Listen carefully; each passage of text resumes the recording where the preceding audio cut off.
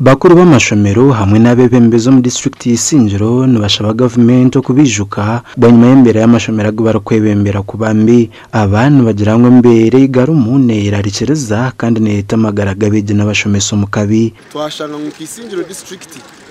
agamashomero nagugine kushana na ganda marunja gutuye no mu district niyo shonga habwenki twizire tukagira ngo apana reka twishyireho turebe na giti turebe imbere bakugamba y'abantu banyanje tagirana akabumba ni kweli kandi kuri twe aho kujya madisa tigaliye tigatinjire atwaragwa na henjura biraba kungena njira tera mu class tikayigaje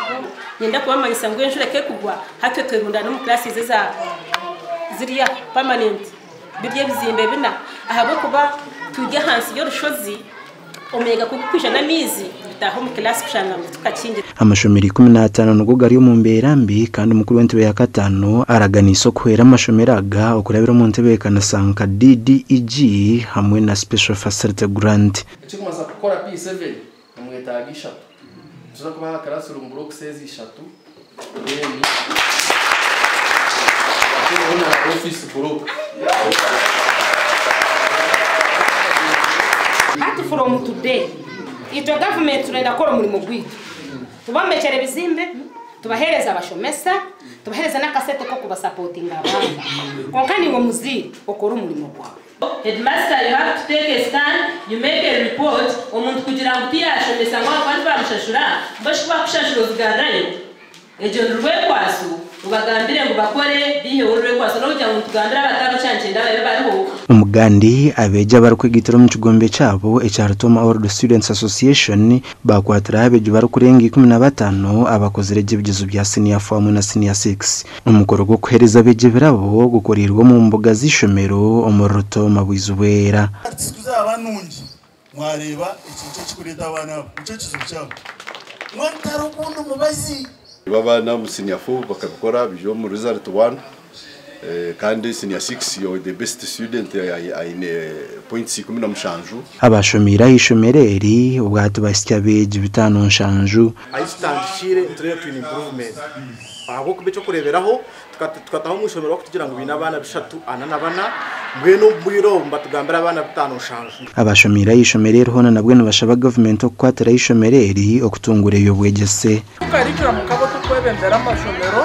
kabira twenda ka government etereze ebitabo kumara instructional materials computers projector nabwo nisimo kujya mukoro ataraganisa projector umugana nkaga abashomiro mu mashomero gatargamwe na gamwe nabashabo garuke nyuma bakagakwatiraho kugatungura ubutumwa bubuhirwe ya mukoro go kutora nakacikwa kasya akarukwebembera abashomira ari Mbara High School ngejangu twataho watuyikuru ankole excellence fund yo kushomesa scholarship fund ejo fund ne abana ba high school nawe rushazi babo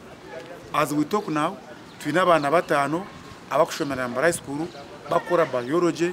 chemistry and mathematics in senior 6 sponsored by the old boys of Mbara School. We are really happy. We shall keep supporting our school. akacikwa kasya katorinwe kashabiro kuba kesugwa no kutamana mu kutungurisha mereri twina masikongo na need leadership ense yija ezagumiza mu rugaro batano ikomyo shange kwazo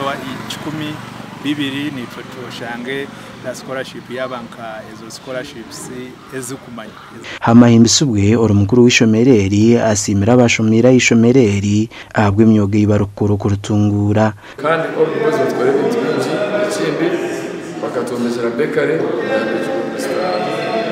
Moses Kamabale batanzana abanyandebe akabasa tutera aho tutekera abana Gashakwa Ruth Nwamanya Christopher Imbisubwe hamwe na Good Fatima